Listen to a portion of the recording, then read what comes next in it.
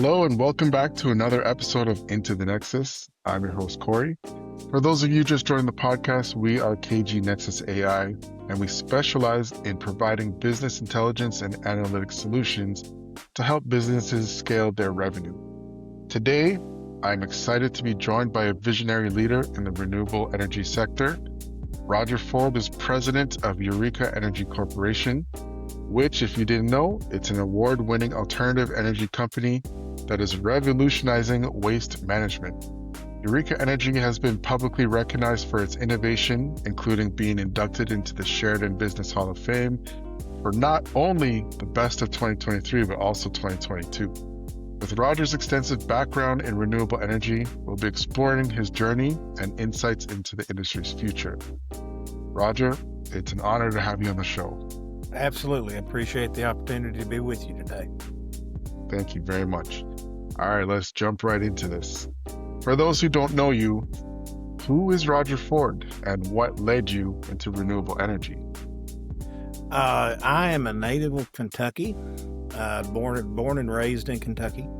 I've lived here most of my life. The area of Kentucky that I live in is in the eastern part of the state. It's close to Lexington, about 2 hours east of Lexington. And it, strangely enough, is coal country in Kentucky. We're right in the center of the Appalachian coal fields. So I grew up in an area that saw a lot of coal mining, a lot of natural gas development, and so forth. And I've seen the good and the bad of that, economically, environmentally, and I actually have done some work in and around both the gas and the coal industry in years past. My main work in the past is actually I've worked for myself most of my adult life.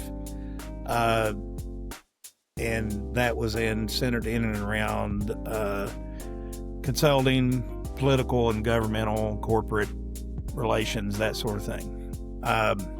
In that, I became interested in energy policy, worked on energy policy, energy lobbying and that sort of thing. And I've had opportunities through the years to be involved in economic development and project development and so forth.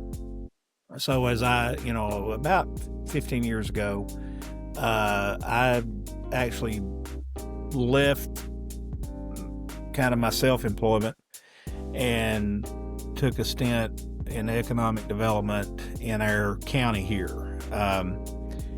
We were facing what was basically turned out to be a downturn in around 2008 with the coal industry, and that's one of our, if not the largest employer at the time. I was concerned that with that we would enter hard economic times, and lo and behold, I was correct in that. We've faced massive layoffs in and around mining, and that is our single industry. So in that, I was working locally with state and federal officials during both the Bush and the Obama administrations to try to get us on a path of transition, so we necessarily wouldn't stop reliance on coal and fossil fuel jobs, but to add to that the idea of redevelopment of surface mining sites and industrial sites in the region into alternative energy, so bioenergy, renewable energy, for example.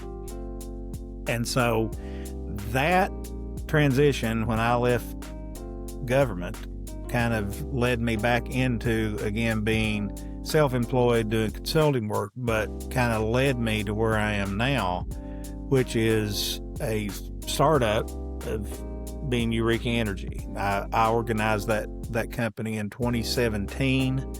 It's incorporated in Wyoming. there's reasons for that. Being purely economic, purely tax benefits to that. Yeah. That being said, we are active across the country. We work on projects across the country, including in Kentucky, and mainly the South and this Appalachian region. But our guiding principle is we're focused on, and I'm focused on as an individual, on a all of the above approach. So unlike a lot of people in the renewable space or the bioenergy space, I'm not an advocate for we must choose this and we must destroy that, being fossil fuels. We need to get away, we need to not use fossil fuels. I'm not that. And vice versa, that I'm not fossil fuels versus it. We're in this paradigm where it's either this or that in everything that we do, and especially in the United States. It's either we choose this side or that side, and it's a constant struggle. And I look at energy policy and energy development more as a marrying or an integration of whatever resources we have within a local region or a much larger region. Let's put all of those resources to work in a way where they can benefit each other. So the idea of that is obviously a circular economic model.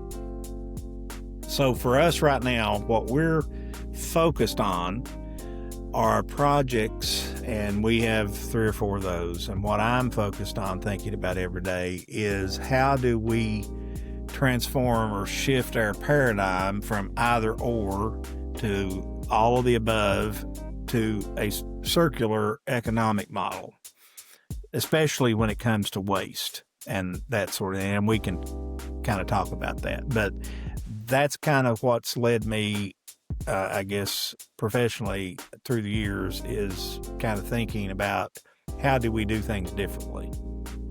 And and here we are. Right. Yeah, no, that's a very, very good journey you've been on, coming into this space and being involved in it such a deep way within your states, and now you're branching out even further. So with that experience, I mean, you've come across a lot of people along the way. What would you say throughout your journey has been some of the biggest misconceptions about renewable energy that you've heard that people brought to your attention? It really comes down to misconceptions of these things. Taking solar, for example, that somehow solar panels, solar development, solar farms, the equipment that you have to deploy, and I think we've all seen that, right? We know what we're talking about. We're talking about large panels or panels on roofs. We're talking about maybe battery storage, all of those things, but especially when it comes to solar and wind power especially, that somehow is detrimental to the coal industry, for example.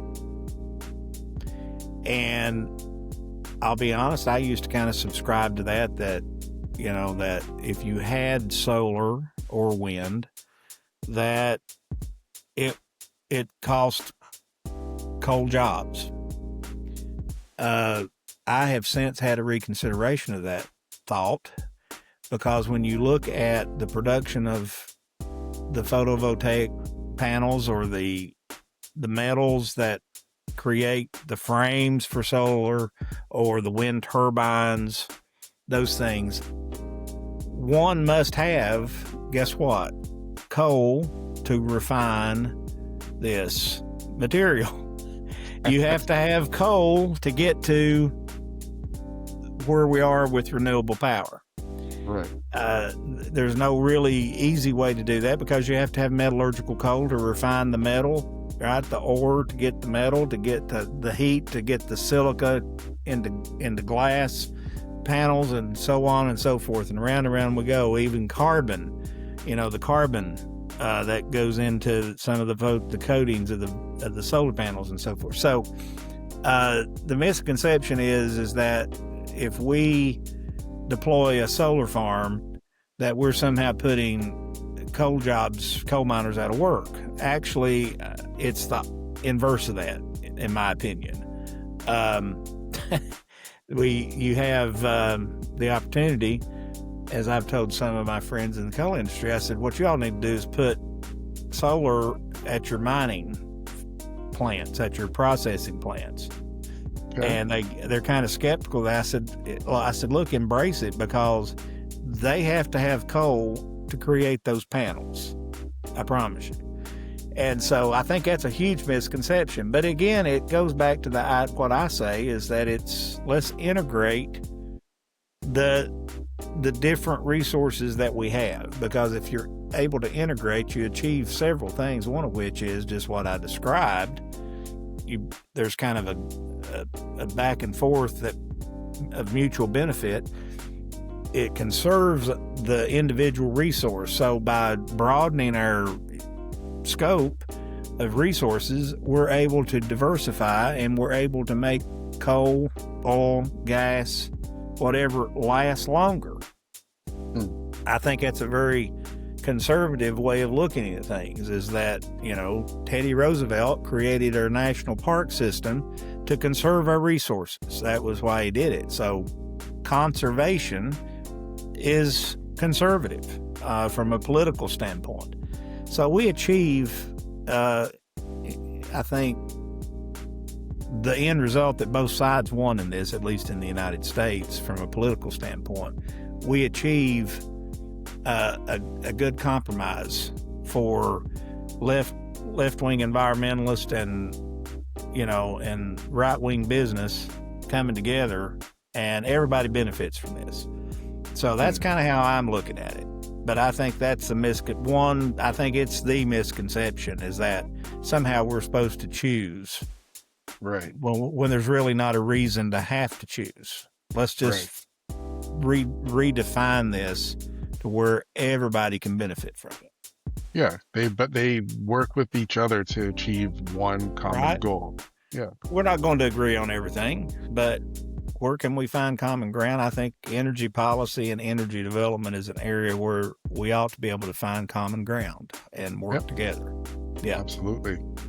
So with that, I guess, we know that renewable energy, it can solve a lot of issues around the world. What do you think the biggest issue that it would solve in the global economy today is? In a global economy, I think rural development would be the thing that kind of globally is greatly impacted.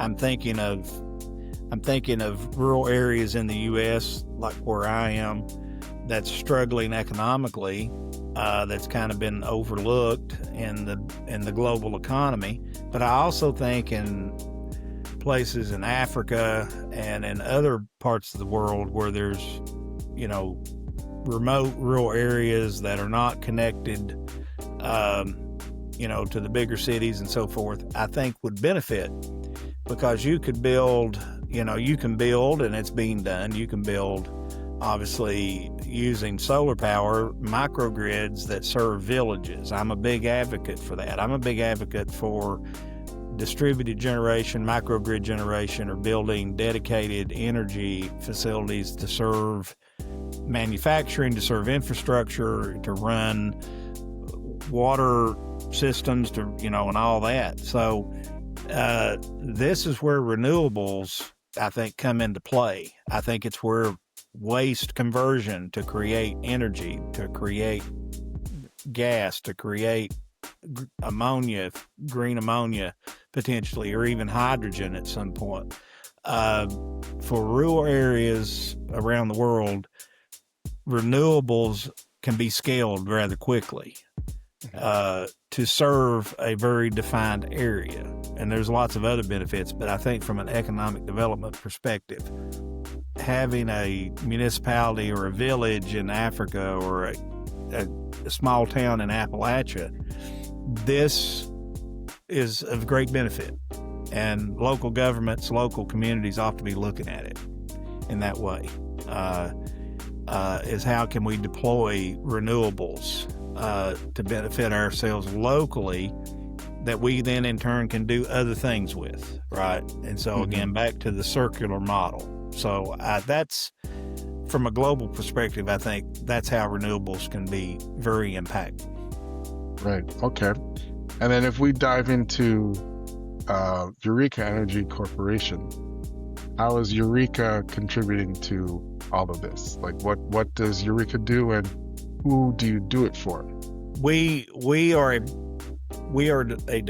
energy development company. We do consulting work.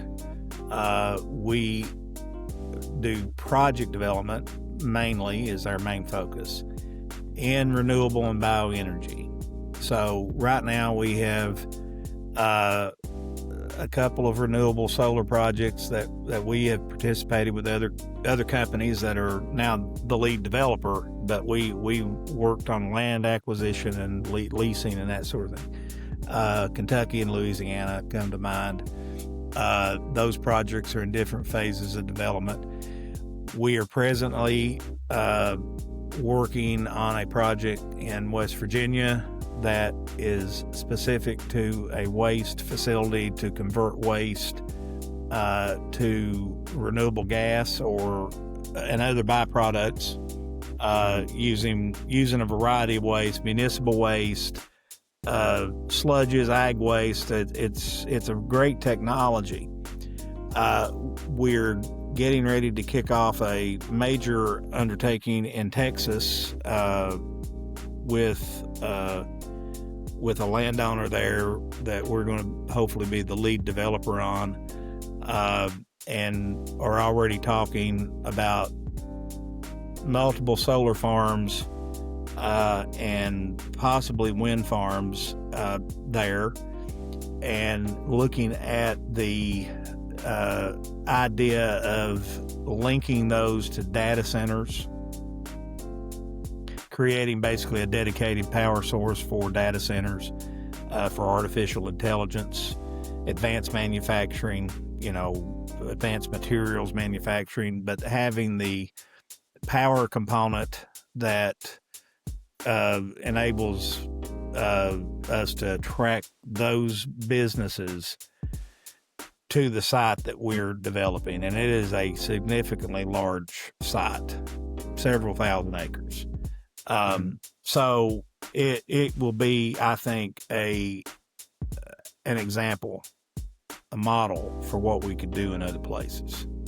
So, so that's kind of what I get up thinking about every day, is those types of things. I'm really big on the idea of dedicated power for AI data centers and so forth, and advanced manufacturing to produce those materials. But having that dedicated power controls your power costs, controls the consumption of power for a broader community, so that residential customers' utility rates are not going up.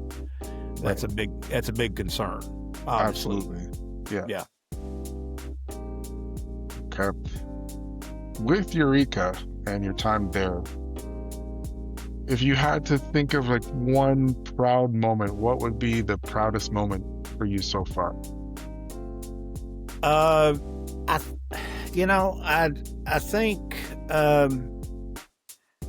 it's kind of this project in Texas, I think, is kind of the big hallmark project to date, that everything that we've worked on in policy wise and otherwise has led us to this moment where we're really able to step out and visualize and see through this idea of these energy citadels. Kind of, you build the power plant and it serves a defined purpose, because I think that is a set of projects that's going to revolutionize or help revolutionize how we think of economic development going forward. So, especially in rural areas, of taking a power generation piece and bringing a manufacturer with that, so that we're able to, within that rural area that's having economic hardship, you're able to create economic opportunity for people in rural areas, which is so sorely lacking right now.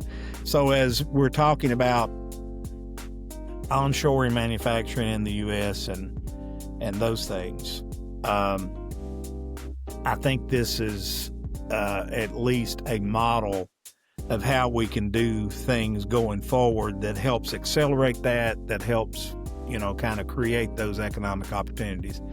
And not just in the U.S. for us, but I mean we're looking at projects and partnerships in places as far as away as Ukraine. Oh wow! Okay. In Africa, we're looking at forging partnerships. We're actively working on building a set of projects, hopefully once this conflict is settled, to help the Ukrainians develop things along the lines of what we're talking about in terms of decentralized power and localized manufacturing, and it kind of creates that resiliency, because one of the problems they have there is with the attacks on their power grid, because they have these huge power plants and there's not many of them, so they're very easily targeted. So one idea is this kind of helps distribute that power and helps us control, the impact of an attack, so that you don't lose power over a broad area. I mean, it's that kind of idea. And in Africa, kind of the same way, kind of the idea of decentralized power focused at a very local level for local communities, for agriculture, for whatever that is. So, that's kind of what we're aiming for, at least in the U.S. It helps us demonstrate what we're doing on a global scale. Right. Oh, that's amazing that you're reaching out all the way to Ukraine and Africa to help out in those areas. That's huge. I know we were talking a little bit prior to our starting recording, and we were mentioning, there are other areas in Europe that are a little more advanced than we have here in North America right now. So the fact that you see this and you have this vision and you're reaching out in those areas, and of course that would bring you in your travels to those areas of the world as well, in Europe and whatnot, to see how things are working there, which are easily transferable to here in North America and throughout the US. You'd be able to incorporate that here. So yeah, I think that's definitely a proud moment right now for you with what you're doing in Texas as well. It's shown growth. It's shown growth for the industry as well, which leads me to ask you, with this current growth, what stage would you say that Eureka Energy is in now, and what would growth look like over the next 12 months for you? Well, we're a small shop. I mean, I have partners. I have people that work, on contract as needed, or whatever. So we're in a period, I think, that we could see rapid growth over the next 12 months. So there'd be a lot more people there to help lift what we're doing internally, right? There's, so it's as with any business, any startup, as you're doing it. It's being an entrepreneur is not an easy life. It's by no shape. But frankly, I wouldn't have it any other way. I don't know that I could be a 9-to-5, cog in a wheel kind of job. Yeah. Right? I mean, you get that. And but yeah, I think in 12 months, I hopefully, as we say, keep hope alive. I think we could see some rapid movement forward in what we're working on. If you had to pick any channels right now, what do you think, which growth channels are working best for you at this time to help you grow the company? I'm gonna be honest with you. The gentleman that contacted me about the project in Texas is actually an immigrant from Asia, and he lives in California. He's actually Indian, and he reached out to me through our company's website with just an email and an inquiry, and I reached out to him, and we just struck up a really good conversation, and it's really progressed nicely. He's got another gentleman there that's going to work with us on the development side. He has a solar company. He's looking to manufacture panels in the U.S. And so forth. And I think it's just a great fit. I'm really excited about that opportunity in Texas. But that opportunity and the connections there actually is going to open up, I think, other opportunities for us.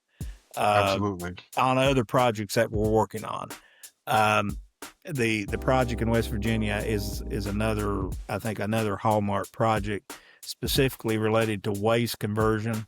Is that if we can put that project together, and we're looking at a site acquisition right now, that's kind of where we're at with that. That would be tremendous, because it specifically would transform how we manage waste. And we were talking about Europe. They're a decade or better ahead of us. I don't have anything against landfills, but there's always a better way of doing things. And our linear model of produce waste, collect waste, landfill waste, that needs to be rethought. We need to obviously produce waste, we need to collect it, we need to then loop it around. And what we can take and make energy out of, or other value-added products, we need to be doing that. And if there's a percentage of that after that needs to go to a landfill, well, then so be it.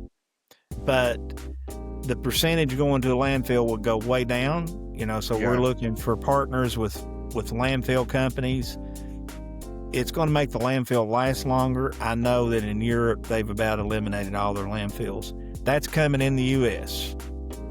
Policymakers need to get ahead of the curve on this, because I think the federal government in the next administration, definitely there's been white papers and letters written already to the Department of Energy and to the EPA specifically during the Biden administration that called for a tightening of restrictions and permitting and so forth related to landfills. Mm-hmm. The costs are escalating rapidly. I don't know what you're paying per ton in Toronto, but here our costs are going straight up. Hundreds of dollars a ton in some part. Up near in New York City and places, they're paying tremendous amounts of money per ton to get rid of their garbage, and they're bringing that south. They're bringing that to places like Kentucky. Mm-hmm. And we got to find a solution, because it's economically it's not tenable to keep doing what we're doing. So we need to be having this conversation. And kind of adopt what the Europeans are doing, where they are really eliminating their waste, but they're treating it as a resource. So treating the waste as a resource to make other products with. I mean, that's right. I mean, to me, it makes logical sense. Yeah, it makes perfect sense. Perfect sense. And you're not impacting the environment. You're not creating a sustained liability for local governments with landfills. I mean, there's all kinds of benefits that can come out of this reimagining of how we use waste to create wealth. Again, if we can pull this project together, whether it be West Virginia or wherever, it's going to happen. And when it does, I think it positions Eureka and our technology partner to be on the leading edge of innovation in that.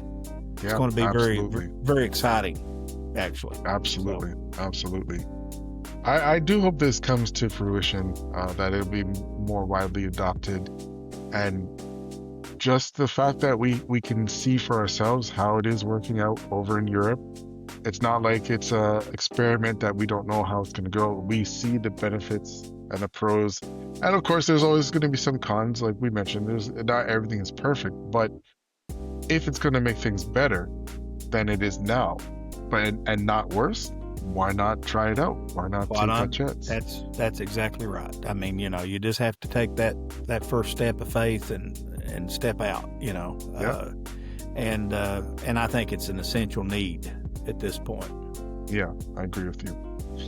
What would you say has been the toughest part for you with Eureka Energy, and what was the toughest part about getting it into the hands of your ideal customers? The toughest thing is the policies. The policies don't favor the things that we're talking about doing. So you have to do the workaround and figure out how you can incrementally do this and to get where you want to go. But the policies at the federal level, state level, and sometimes local level are obstacles to what we're talking about, because it's new. We're plowing new ground, as they say. And so at the same time, we have to keep an eye on policy and figure out how we can change policy and take that through the political process and you get pushback and you get rejection, and you just have to keep finding the path of least resistance, So Yeah. and you sit there and think, man, why can't they just see this? It's not because it's going to benefit me, financially, and our company and whoever, but it's just really the right thing to do. I mean, for the future, it's the right thing to do into the future, because I think it will open up so many economic opportunities in ways that we can't imagine, So, that's the big obstacle, is the policy and figuring out how we navigate that to achieve success. Right. Would you say you're experiencing any bottlenecks around pipeline outreach or even lead generation or lead conversion? Yeah, I think so. I think, I would like to see more opportunities in terms of kind of lead generation, in terms of not necessarily, because our customer is not a consumer in any way. It's more government or large corporations, in certain sectors. In agriculture, for example, there would be a huge opportunity there in agriculture. But in terms of consulting opportunities, I think there's an opportunity there in terms of getting more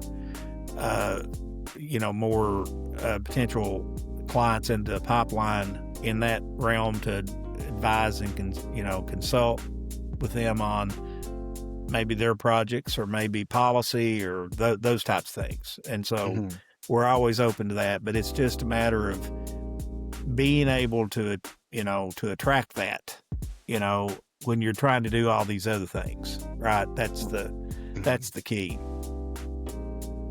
So with the renewable energy sector and everything that you have seen and done throughout your journey to get you where you are now with Eureka Energy, if someone out there listening wanted to know, how do I even start this? How do I even get into this? What advice would you give them to have their own startup in a clean energy, renewable energy type of business environment?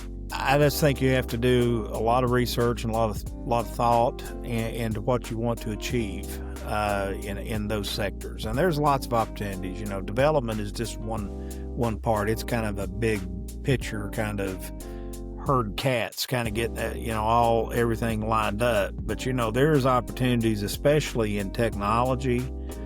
And I'm thinking about how artificial intelligence fits in this model, right? Going forward, assuming we're going to be successful, how does artificial intelligence help make everything operate going forward? Because it's going to be there. So absolutely, in terms of logistics, in terms of the financial component, in terms of even the maintenance and defense against potential hackers and cyber attacks, which we're all susceptible to potentially, especially in the utility space, right? Those things. I mean, I have a master's in national security, and I wrote my master's thesis on threats to the power grid. So some of that guides my thinking and how we design systems and how this all functions. And so there's AI out there that's going to be misused. We're going to have AI that acts as a defense against the bad actors. That's just the reality, right? So thinking in terms of artificial intelligence, how does that fit? What kind of designs do we need to think about in terms of AI that helps run everything, run the operation? We can't solely rely on it, but but it has to be a consideration, right? How does that fit into what we're doing? So that's that's something a little out of my depth, but I understand. As I say, I understand enough of it to make me dangerous. That's right. But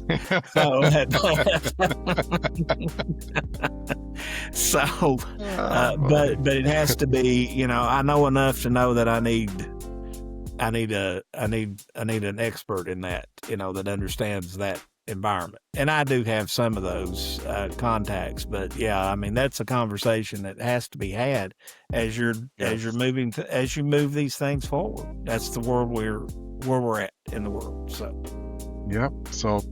I mean, that's perfect segue for me to say, we utilize AI with KG Nexus AI to help solve some issues you've mentioned. Like, for example, you mentioned about outreach to the agricultural sector.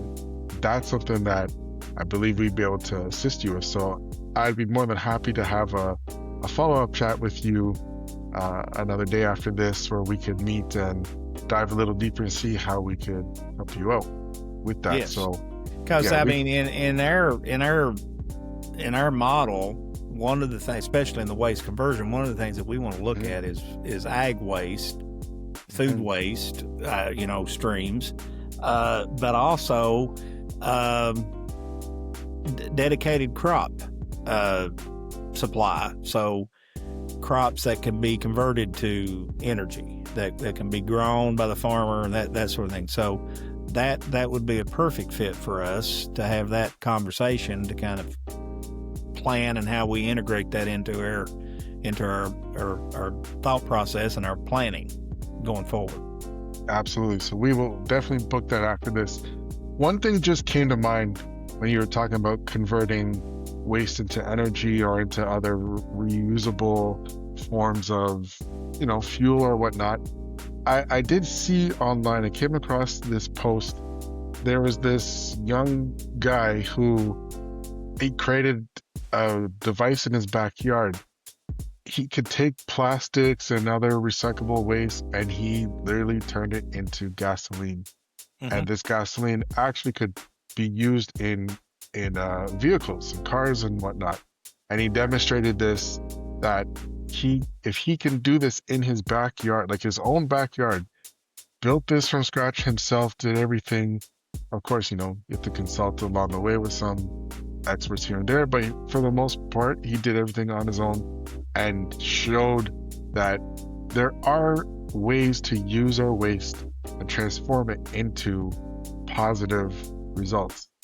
And this is where, when I asked about misconceptions in this sector, in the renewable energy sector, and a lot of people come across and say that it's a scam or this is not real. when I saw this, that this ordinary person on his own was smart enough to figure out how to do this, this to me shows that it's not a scam. Like, our waste can be transformed into a positive reaction that can benefit us. Yes. So, And where is he at? You know,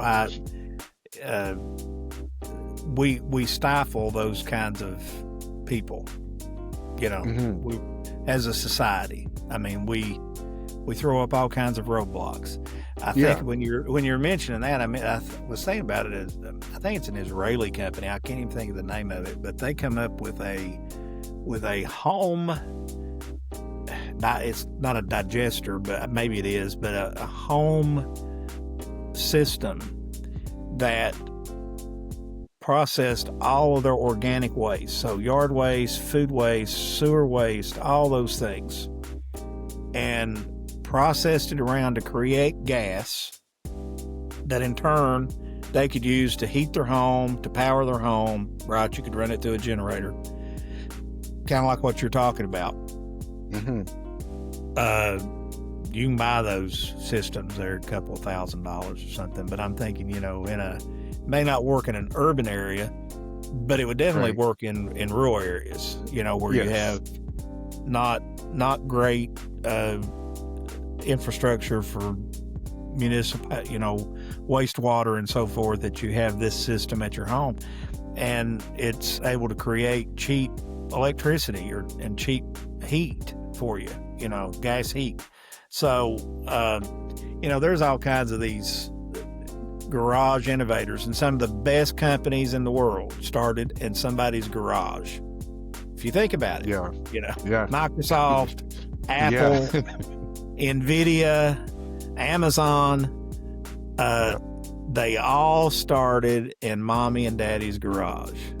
All of them, you know. So they all started in somebody's backyard, just like this guy and this kid you're talking about. That's a great story. I mean, you know, I'll have to go look for that, but I mean, you know, I'm all about those kinds of ideas. I think it's what makes Western civilization is that we have people like that to just wake up and say, you know what, I'm going to fix a problem. You know, and we see that every day. I just hope we can keep that going. I think that's what makes the world go round, is people getting up every day and thinking about how they can make the world better, you know. So I mean, but the solution is there. I mean, this is not, as I say, this is not science fiction. It's real stuff. I mean, the things that are going on, you know, we just need to encourage it and help build it, you know. So yeah, I'll find the link. I'll send it over to you so you can take a look at what I you appreciate did. that. All right, finally, for those who want to get in touch with you, how can they get in touch with Roger or Eureka Energy?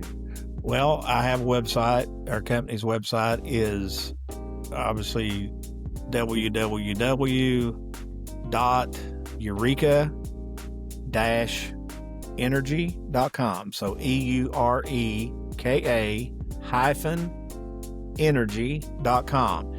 It's got all of our contact. It's got our company telephone number. It's got an online inquiry form, contact form. I love to hear. I get messages all the time. Get some hate mail, but mostly it's positive.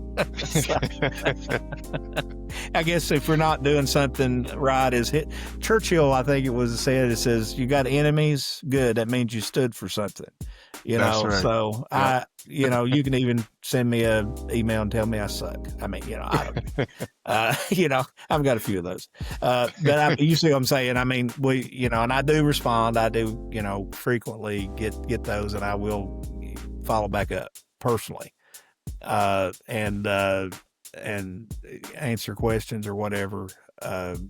Projects, we love to get new projects that way. But that's the best way to get me. I come up with this name Eureka because I have found it, right? I found it. It's the idea, you know, Eureka. I think it's a great company name. I just love it, so. Yeah, it fits well. It fits well. Well, with ideas and innovation. So, but yeah, that's the best way is through our website to contact us. Our phone number is 307-352-2498. That's a U.S. number. If nobody answers, somebody will call you back. Most likely it'll be me that will call you back. So, yeah. Okay. I definitely will link the in the description below. I will link the link to your website as well. Okay. But Roger, it's been a pleasure. I know you have a very busy schedule, and I appreciate you taking the time to join me on the show today. It's been very insightful, and be happy to have you back in the future. Oh, absolutely. Look forward to it. Any follow-up you need. Perfect. Thank you very much. All right, everyone. This is Roger Ford in Eureka Energy. And again, the link will be in the description below. Thanks for joining us today, and we'll talk to you next time.